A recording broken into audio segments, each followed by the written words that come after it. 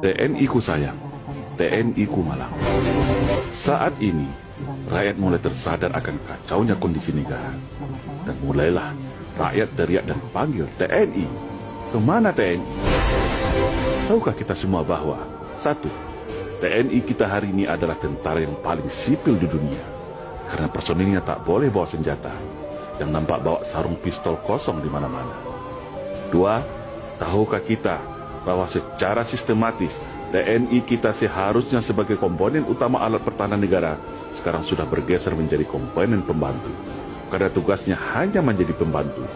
Membantu tugas Polri, membantu bencana, membantu pemadaman kebakaran hutan, bahkan untuk menumpas separatisme yang jelas bahagian tugas pokok TNI tetap difungsikan untuk membantu Polri dalam tugas operasi penumpasan separatis yang diganti nama jadi kriminal dengan 1000 alasan. Yang komponen pendukung seperti komponen utama yang sudah jelas komponen utama TNI malah seperti komponen pendukung. Aneh bin ajaib.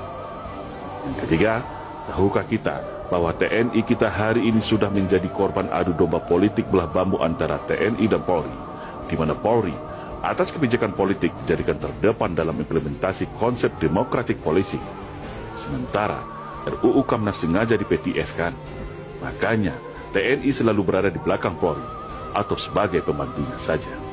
Yang keempat, tahukah kita bahwa jumlah Polri hari ini sudah 3 kali lipat jumlah TNI, alias 1:3, di mana secara anggaran pun Polri jauh fantastis di atas anggaran TNI. Tapi yang digemborkan kepada publik, anggaran Kementerian Pertahanan paling besar. Padahal setelah dibagi berdasarkan matra, jauh di bawah anggaran Polri. Yang kelima, tahukah kita saat ini secara kedudukan hukum Polri begitu spesial langsung di bawah Presiden, sedangkan TNI berada di bawah Menteri Pertahanan. Artinya, secara strata hukum dan jabatan, Polri setara dengan Menteri, sedangkan TNI di bawah Menteri. Yang keenam, tahukah kita bahwa sudah hampir semua peran TNI saat ini sudah diambil alih oleh polisi, termasuk peran pembinaan teritorial, cipta kondisi dan pasukan kombatan. Yang ketujuh, tahukah kita bahwa secara persenjataan organik hari ini Polri lebih canggih daripada senjata organik TNI. Senjata pasukan Densus 88, Gegana, dan Brimob, Polri lebih canggih daripada senjata Batalion Infanteri Raider sekalipun. Yang kedelapan, tahukah kita saat ini ada namanya istilah multifungsi Polri yang melebihi peran dwifungsi ABRI era Orde Baru yang dulu kita caci maki. Saat ini peran polisi sangat dahsyat dan luar biasa. Sampai ada anekdot yang beredar, NKRI adalah kepanjangan dari Negara Kepolisian Republik Indonesia. Yang kesembilan, tahukah kita saat ini tak jelas lagi batas antara dimensi pertahanan dan keamanan, di mana seharusnya jelas mana yang tugas pokok TNI sebagai komponen utama pertahanan dan mana tugas Polri sebagai komponen pendukung. Yang ke-10, tahukah kita saat ini fungsi teritorial TNI sudah diberi tak jelas lagi fungsi dan tugasnya. Padahal 49.000 babinsa seluruh Indonesia adalah mata dan telinga TNI dalam upaya cegah dini, tangkal dini terhadap ATHG, yaitu ancaman, tantangan, hambatan dan gangguan terhadap negara.